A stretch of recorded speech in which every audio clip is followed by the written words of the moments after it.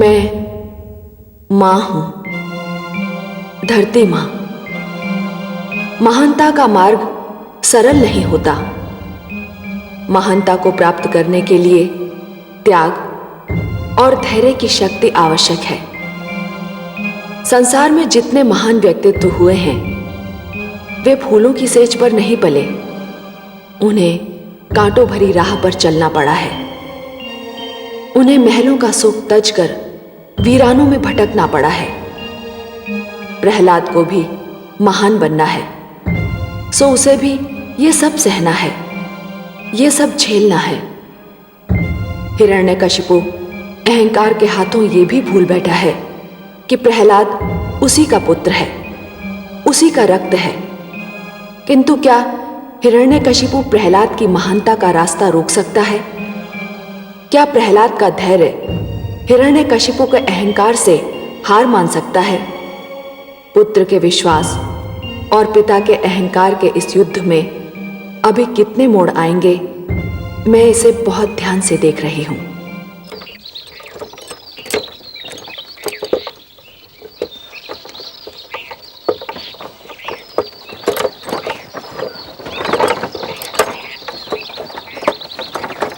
क्या ले जा रहे हो? अनाज लाया हूं माई बाप।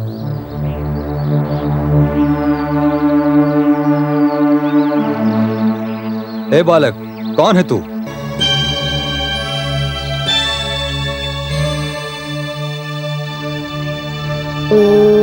नमो भगवते वासुदेवाय। ये तुम्हारी गाड़ी में कैसे आए? मुझे कुछ पता नहीं। ये बालक मेरी गाड़ी में कहां से आया, कैसे आया, मुझे कुछ मालूम नहीं। क्या तुम जानते नहीं? ये राजकुमार प्रहलाद हैं। तुमने इन्हें शरण देकर जघन्य अपराध किया है। मेरी बात का विश्वास कीजिए सैनिकों, मुझे कुछ पता नहीं ये मेरी गाड़ी में कैसे आ गए। मुझे कुछ पता नहीं, मुझे कुछ पता नहीं। इसका कोई दोष नहीं सैनिकों, इसे तो स्वयं पता नहीं कि मैं इस दुखियारे के गाड़ी में कब और कैसे आ गया। लगता है यह मेरे भगवान विष्णु की लीला है। पकड़ लो इन दोनों को।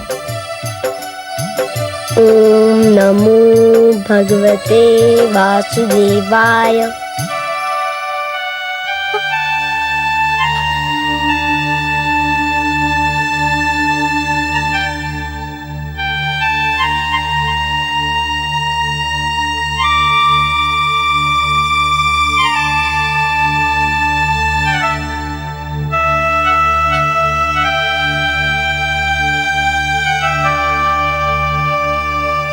महारानी जी, महारानी जी, महारानी जी, बहुत शुभ समाचार है। क्या समाचार है? राजकुमार प्रहलाद जीवित और सुरक्षित हैं। क्या? कहाँ है वह? कहाँ है मेरा पुत्र? उन्हें एक किसान की गाड़ी में पाया गया। भगवान हिरण्यकशिपु के सैनिक उन्हें और किसान को लेकर भगवान के समक्ष गए हैं। तो फिर क्या लाभ? वे उसे फिर मार डालने की चेष्टा करेंगे। परंतु ये क्या कम है महारानी कि राजकुमार के प्राण बच गए हैं। ऊंचे पर्वत से गिरकर कौन बचता है? तू सच कह रही है चित्रा। अब मुझे भी अपने पुत्र के विश्वास पर विश्वास होने लगा है। मेरा पुत्र सच्चा है। मुझे उसके पास जाना चाहिए, मुझे उसके पास जाना चाहिए।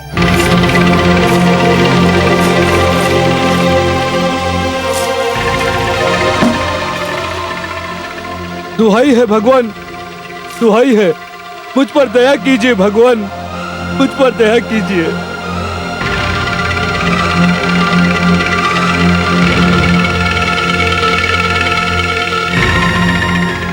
हे सर्वशक्तिमान, देखिए ये सैनिक मुझ पर कैसा अन्याय कर रहे हैं। मुझे पता नहीं मेरी गाड़ी में ये बालक कब और कैसे आया, और ये लोग कह रहे हैं कि ये आपका पुत्र राजकुमार प्रहलाद है और मैंने इसे शरण देकर जघन्य अपराध किया है। मुझ पर दया कीजिए भगवान, मुझ पर दया कीजिए, दया कीजिए भगवान, मुझ पर दया कीजिए।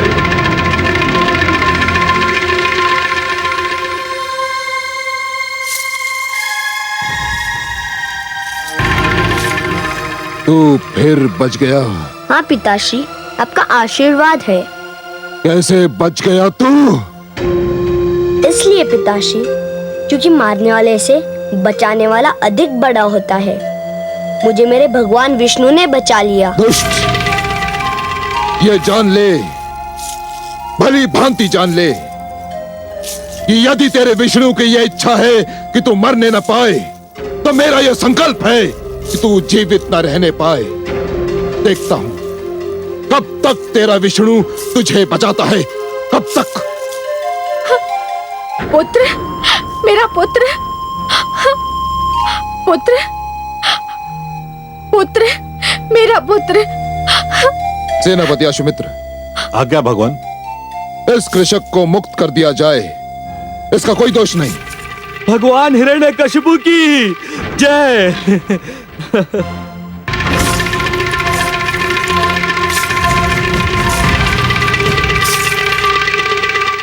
और इसे मां की गोद से खींचकर कारागार की गोद में डाल दो और सामंतों को लेकर मुझे मेरे मंत्रणा कक्ष में मिलो। अब इस दुष्ट के जीवन का अंतिम निर्णय मैं स्वयं करूंगा।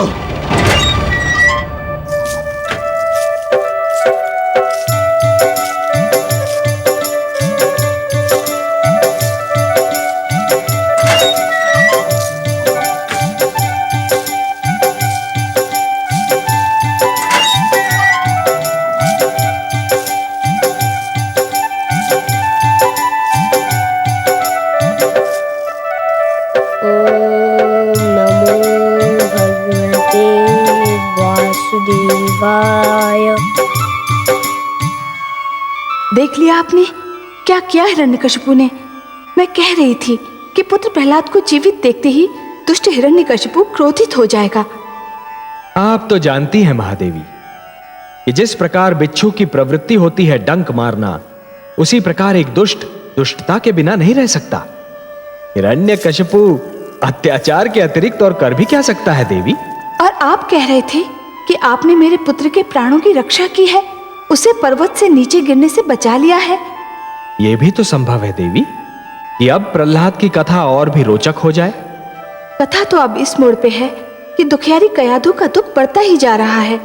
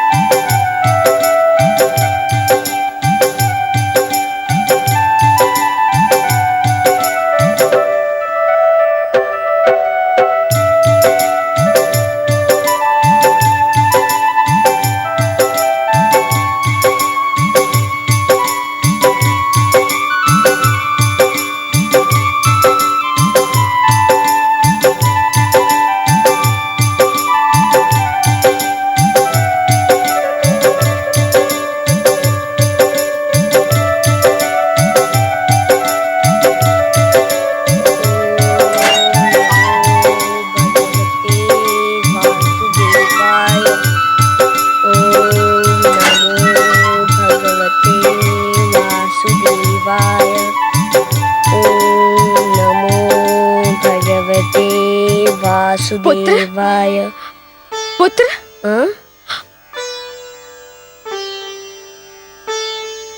माते आप? हाँ पुत्र। आपको यहाँ नहीं आना चाहिए था।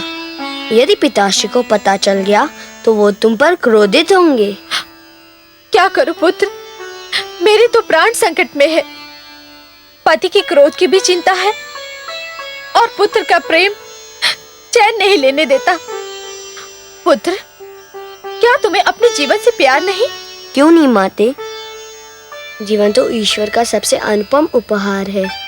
जीवन किसे प्यारा नहीं होता। जीवन में सबसे प्यारा स्वयं जीवन ही होता है। तो फिर तुम मान क्यों नहीं लेता? क्या मान लूं माते? जो तेरे पिताजी चाहते हैं, जिसके कारण वे तेरे जीवन के बैरी बन गए हैं। माते, वे जो कहते हैं, जो मनवाना चाहते हैं, उसका संबंध केवल जीवन से नहीं विश्वास से है। विश्वास जीवन से भी महान होता है। जो जीवन बचाने के लिए विश्वास बदल देते हैं, उनसे बड़ा कायर कोई नहीं होता। और तुम्हारा पुत्र कायर नहीं है माते। उसके शरीर का रक्त तुम्हारे पवित्र दूध से बना है। तुम मेरी चिंता मत करो, मेरे विश्वास पर विश्वास रखो। मुझे मारने जिलाने की शक्ति केवल ईश्वर के हाथों में है। यही तो देवर्षि ने शिक्षा दी थी।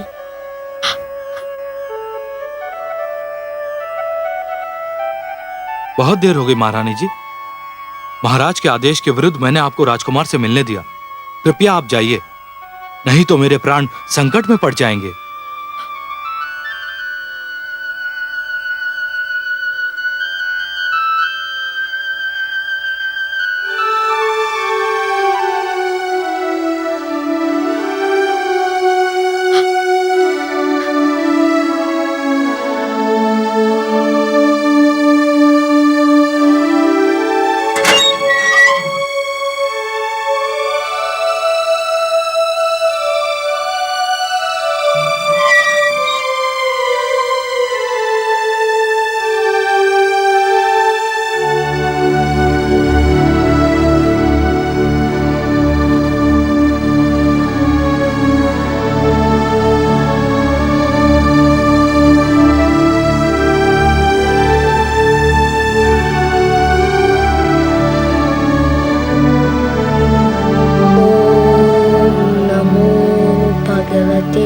वासुदेवाय।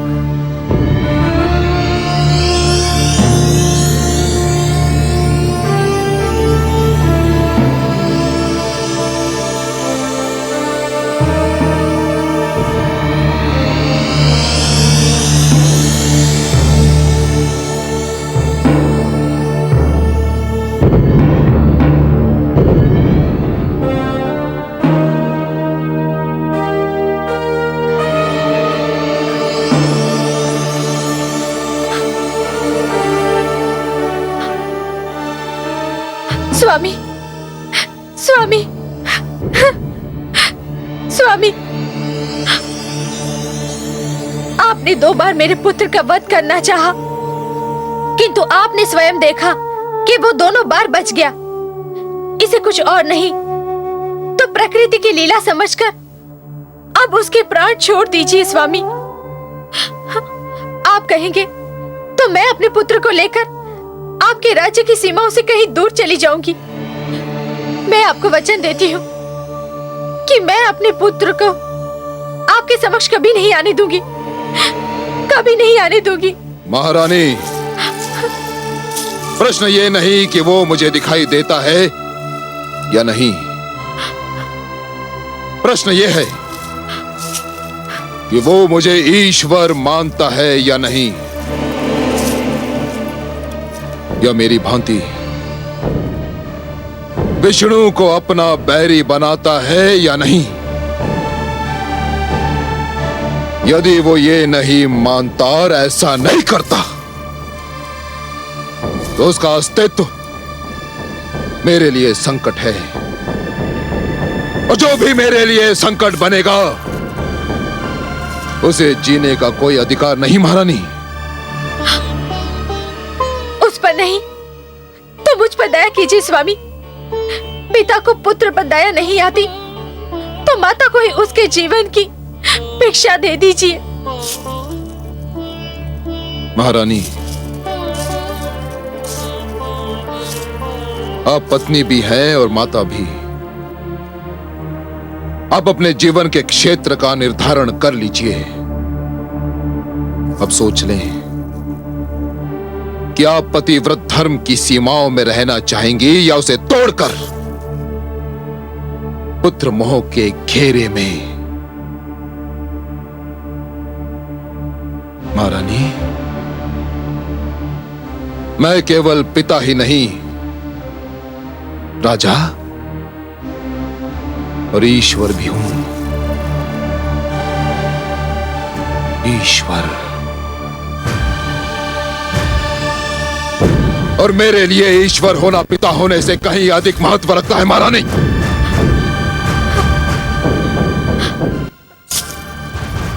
मैं एकांत चाहता हूं।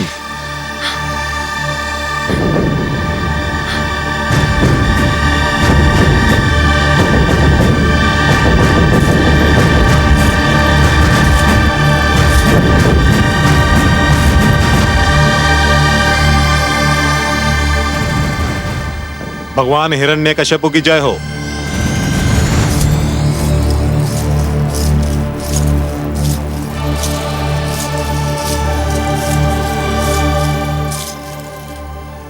भगवान, मेरी तो बुद्धि ही कार्य नहीं कर रही। मैंने स्वयं राजकुमार को पर्वत से नीचे फेंका था। संयोगवश वो धरती पर गिरने के स्थान पर एक किसान के अन्न से लदी हुई गाड़ी में आ गिरा और उसके प्राण बच गए। संयोग नहीं था, यह भी विष्णु का दुष्कर्म था। उसी ने प्रहलाद के प्राणों की रक्षा की है। सौरभानु, ऐसे संयोग मेरी सत्ता और ईश्वरत्व के लिए चुनौती है। ऐसे संयोगों को घटने का अवसर नहीं मिलना चाहिए। ये संयोग इसलिए घटा है, जो कुछ हुआ वो आपकी दृष्टि से दूर हुआ, पर अब ऐसा नहीं होगा, क्योंकि आपके हाथों में प्रहलाद आ गया है। मुझे एक अनुपम उपाय सूझा है प्रहलाद की जीवन लीला का अंत करने का। क्या उपाय है? शीघ्र बताओ, शीघ्र बताओ। प्रहलाद कारागार में बंद है। कारागार के समस्त बंदियों के लिए भोजन जलपान दिया जाता है। कल जब प्रहलाद को जलपान दिया जाएगा तो मैं वहां उपस्थित रहूंगा और उसके जलपान में एक ऐसा विष घोल दूंगा जो उसकी जीभ से छूते ही उसकी मृत्यु का कारण बन जाएगा। सुंदर, अति सुंदर सौरभानु। क्या तुम्हें पूर्ण विश्वास है कि दुष्ट प्रहलाद इस विष के प्रभाव से भी बच नहीं पाएगा? कदापि नहीं बच पाएगा प्रभु, कदापि नहीं बच पाएगा। समझ लीजिए कि कल प्रहलाद अपने जीवन का अंतिम सूर्योदय देखेगा। उसके उपरांत उसके जीवन का सूर्य सदा सदा के लिए अस्त हो जाएगा। भगवान हिरण्यकश्यप की जय हो।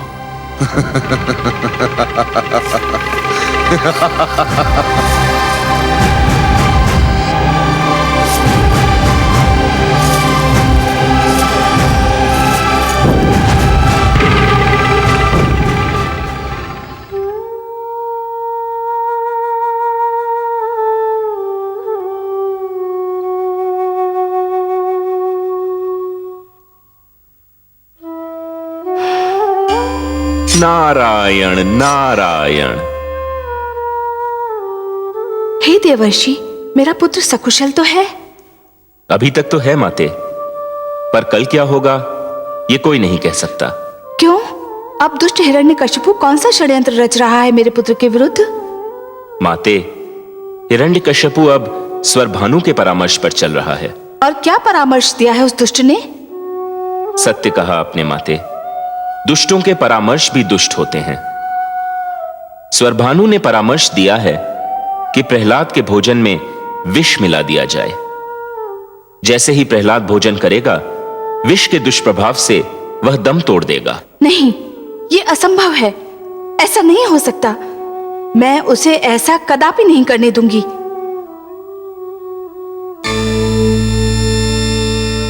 अरे, माता तो विष का नाम सुनते ही अंतर्धान हो गई। क्या हुआ देवर्षि? आप आश्चर्यचकित क्यों दिखाई दे रहे हैं? प्रणाम जनार्दन। प्रणाम। मैं तो माता को यह सूचना देने आया था कि हिरण्यकश्यपु पुत्र प्रहलाद के वध की योजना बना रहा है, पर माता तो अंतर्धान हो गई। मैं सब देख चुका हूं देवर्षि, परंतु वह मूर्ख हिरण्यकश्यपु क्या जाने कि प्रहलाद के जीवन की योजना तो स्वयं आदि प्रजापति ब्रह्मा बना चुके हैं। उससे तो केवल अपने जीवन के विषय में सोचना चाहिए देवर्षि। पर उसे तो मेरे पिताश्री ब्रह्मा ने पहले ही जीवन का दान दे दिया है। पात्र और अधरों के बीच यूं तो दूरी बहुत कम होती है देवर्षि, पर पात्र के अधरों तक पहुंचने के बीच बहुत कुछ हो सकता है ना। पर माता अचानक चली कहां गई? आपकी माता ममता के बिना रह नहीं सकती, और ममता की भावना चिंता के बिना रह नहीं सकती। विष का नाम सुनते ही मन में भोले शंकर की स्मृति जाग उठी होगी। गई होंगी उन्हीं के पास। नारायण नारायण।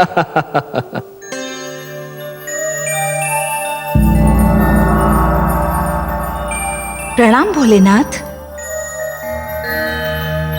प्रणाम महादेवी।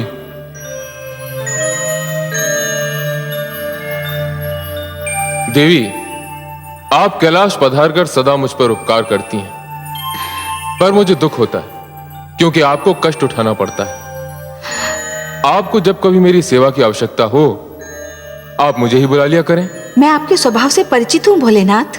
मैं जानती हूँ आप कितने उदार, कितने महान हैं, किंतु विधान ये है कि प्यास व्याकुल करे तो प्यासे को ही झरने के पास जाना पड़ता है। परंतु देवी, मैं तो वो झरना हूं जो सदा प्यासे के पास जाने के लिए व्याकुल रहता है। इसीलिए तो सब आपको आशुतोष और दानी कहते हैं। देवी, मैं आपके कैलाश पधारने का कारण जान सकता हूं? हे भोलेनाथ, सृष्टि में विष की जानकारी आपको सबसे अधिक है। विष के प्रभाव को रोकना केवल आप ही जानते हैं। मैंने अपनी आंखों से आपको हलाहल पान करते हुए देखा था। हाँ देवी, पर विष के प्रति आपकी रुचि का कारण क्या है? हे नीलकंठ, दुष्ट हिरण्यकशिपु मेरे पुत्र प्रहलाद को विष भोजन में देकर मारना चाहता है। मारना चाहता है? किसी के प्राण लेने का अधिकार उसे किसने दे दिया? हिरण्यकशिपु किसकी सुनता है? वो मेरे वासुदेव का बैरी है और उसका पुत्र उनका परम भक्त। बस इसी कारण स्वर भानु के परामर्श पर कल प्रातः काल उस बालक के भोजन में विष मिलाने की योजना बनाई गई है। और विष इतना प्रभावशाली है कि जीभ से छूते ही मेरे पुत्र के प्राण पखेरु उड़ जाएंगे। विष से रक्षा आपका क्षेत्र है नीलकंठ, इसलिए याचना लेकर मैं आपके पास आई हूँ। आप प्रस्थान कीजिए देवी, आपने कह दिया है, मेरे लिए यही पर्याप्त है। अब आप सब कुछ मुझ पर छोड़ दीजिए और आप स्वयं चिंता करना छोड़ दीजिए। हे शिव शंकर, हे महादेव, हे भोलेनाथ, हे नीलकंठ, आपको कोटि कोटि प्रणाम, कोटि कोटि धन्यवाद।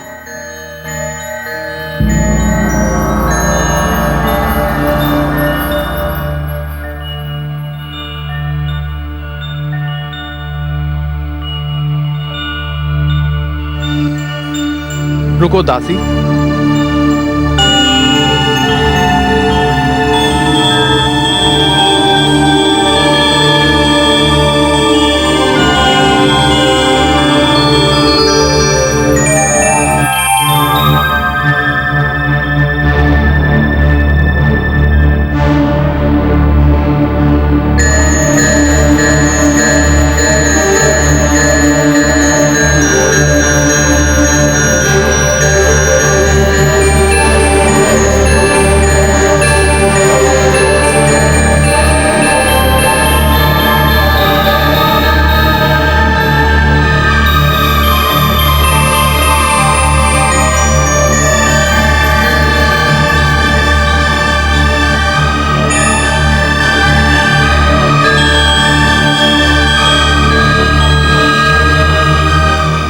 अब ले जाओ। ठहरो, मैं भी तुम्हारे साथ चलती हूँ। क्यों? मेरा पुत्र कारागार में है, मैं कुछ और नहीं कर सकती तो क्या अपने पुत्र को अपने हाथों से भोजन भी नहीं करा सकती? तो ये क्यों नहीं कहती कि तुम इसी बहाने अपने पुत्र से मिलना चाहती हो? पुत्र तो वो आपका भी है स्वामी, आप इसे माने या ना माने, किंतु यदि मैं उसे मिलना चाहूँ या देखना चाहूँ तो क्या ये कोई अनहोनी बात होगी? क्या आप संसार की किसी ऐसी माँ को जानते हैं जो अपने पुत्र से मिलने के लिए या उसे देखने के लिए व्याकुल ना रहती हो? मेरे लिए वो केवल मेरा विद्रोही है, विद्रोही। किंतु मेरे लिए वह केवल मेरा पुत्र है। मुझे उससे घृणा है, अपार घृणा। मुझे उससे प्यार है। पिता पुत्र से क्रोधित हो सकता है, उसके प्रति कठोर और निर्दयी हो सकता है, पर माँ के मन में अपने पुत्र के प्रति स्नेह के अतिरिक्त और कुछ हो ही नहीं सकता। यदि माँ अपने पुत्र से रूठ भी जाए तो भी वह उसका भला ही चाहेगी। मुझे अपने पुत्र के लिए इस छोटे से स्नेह प्रदर्शन से ना रोकिए स्वामी। मुझे उसे अपने हाथों से भोजन कराने की अनुमति दीजिए। ठीक है, मुझे आपकी विनती स्वीकार है, किंतु उसे भोजन करा के शीघ्र लौट आइएगा। जाइए। चलो दासी।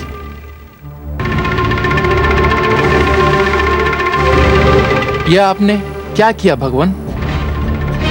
स्वर भानु, मैं माता के अधिकारों का हनन नहीं कर सकता था, किंतु तुम वहां जाओ और देखो कि क्या हो रहा है, और शीघ्र लौटकर मुझे प्रहलाद की मृत्यु का समाचार दो। जाओ। जो आज्ञा भगवान।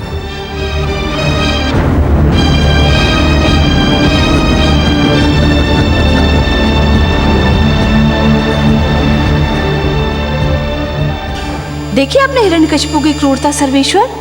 महादेवी, वो यदि क्रूर नहीं होता तो असुर क्यों कहलाता? पुत्र पिता का वध कर देते हैं, ये तो मैंने कई बार देखा है, किंतु एक पिता अपने पुत्र का वध करना चाहता है, ये तो पहली बार देखा है। विनाश काले विपरीत बुद्धि। जब मन में अहंकार जन्म लेता है महादेवी, तो सर्वप्रथम मन की कोमल भावनाओं को समाप्त कर देता है, और जब मन की कोमल भावनाओं का अंत होता है तो वो पतन का पहला संकेत होता है। जिस प्रकार पत्थर की चट्टान पर पुष्प नहीं खिल सकते, उसी प्रकार कठोर हृदय में सुंदर भावनाएं नहीं रह सकती महादेवी। जानती हूँ कमल नयन, किंतु खेद इस बात का है कि माता को ज्ञान ही नहीं कि जो भोजन वो अपने पुत्र के लिए ले जा रही है वही उसकी मृत्यु का कारण बन सकता है। महादेवी, किसी की मृत्यु का समय और मृत्यु का कारण विधाता भाग्य लेख में लिख देते हैं। विधाता के अतिरिक्त कोई भी और किसी की मृत्यु का कारण न बन सकता है और न बना सकता है। विधान है कि जो दूसरों के लिए गड्ढा खोदता है स्वयं उसी में जाकर गिरता है। हिरण्यकशिपु प्रहलाद की मृत्यु का नहीं, स्वयं अपनी मृत्यु का साधन जुटा रहा है। देखिए तो सही क्या होने जा रहा है।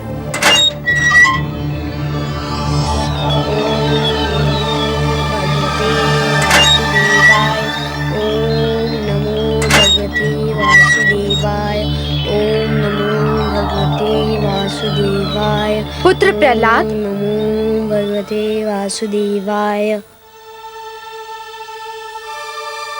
प्रणाम माते।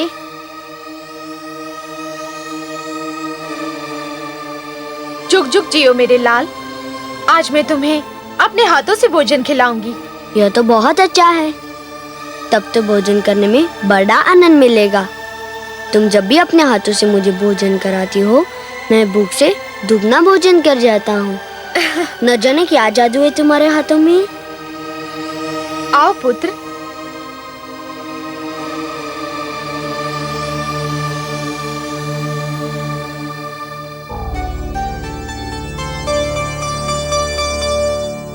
बड़ी कठिनाई से तुम्हारे पिताश्री ने तुम्हें मुझे अपने हाथों से भोजन कराने की अनुमति दी है। मैं तो ये सोचती थी कि न जाने कारागार में तुम भर पेट भोजन करते भी होगे या नहीं, इसीलिए मैं आज तुम्हें अपने हाथों से भोजन कराना चाहती थी। तो कराइए ना माते, भूख के मारे मेरा दम निकला जा रहा है।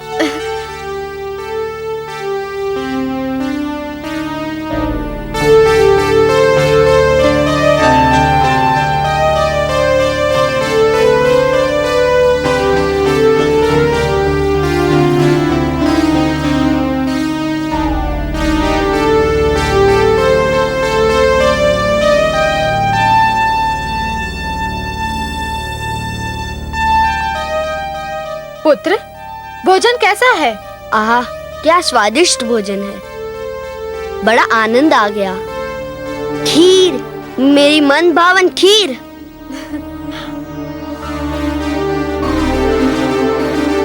माते, खीर तो बड़ी स्वादिष्ट लग रही है।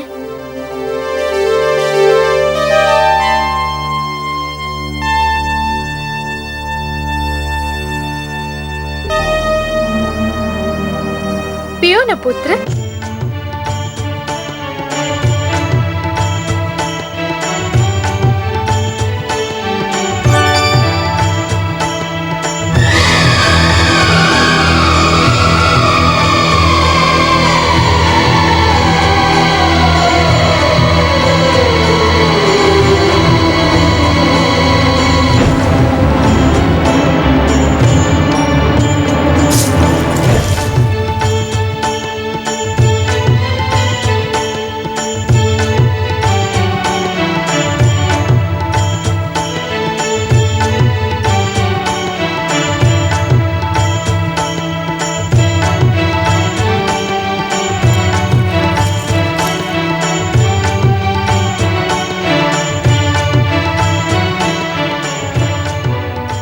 राजकुमार ने भोजन कर लिया?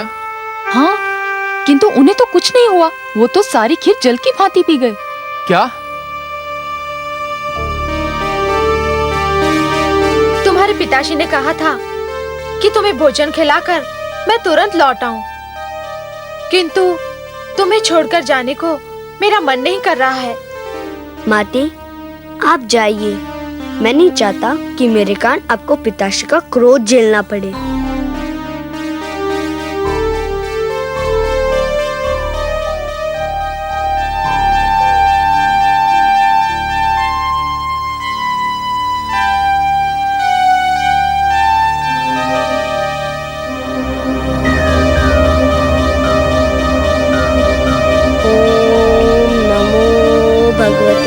वासुदेवाय।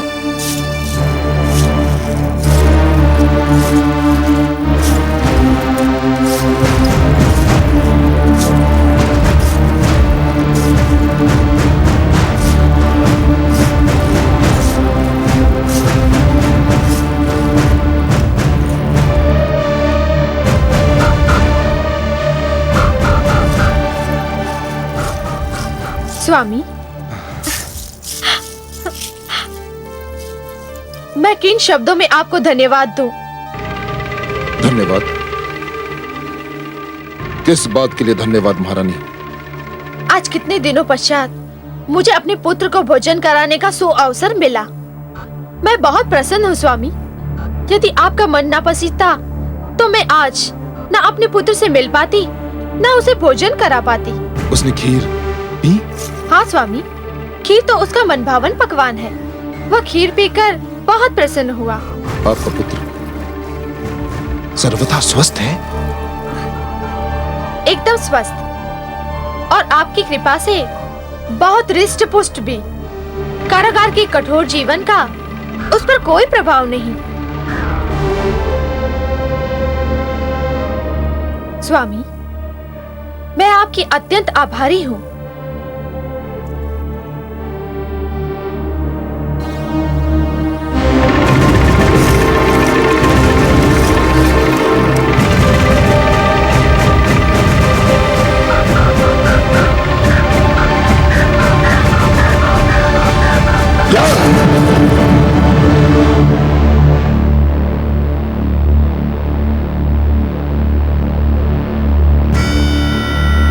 महारानी की जय हो।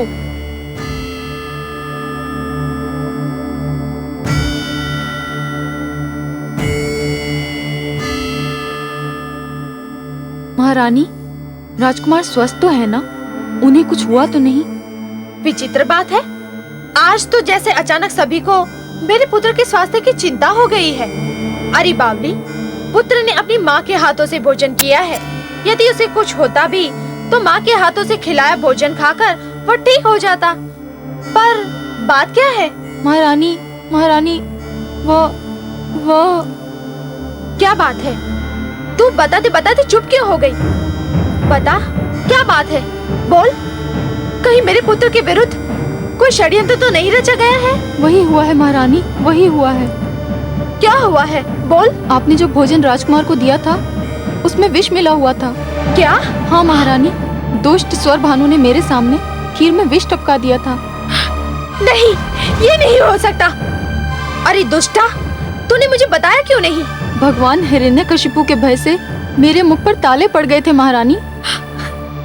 हे ईश्वर, ये क्या हुआ? मैं अपने ही हाथों से अपने कलेजे के टुकड़े को विष खिलाई? नहीं, नहीं।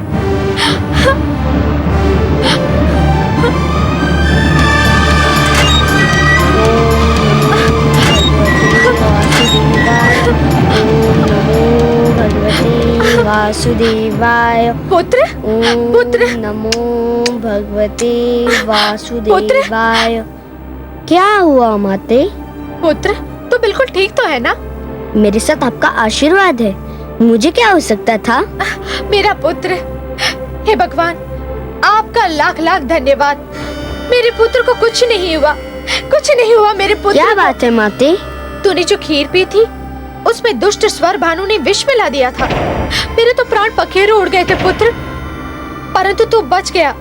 तुझे कुछ नहीं हुआ मेरे पुत्र, तेरे विश्वास ने तुझे बचा लिया।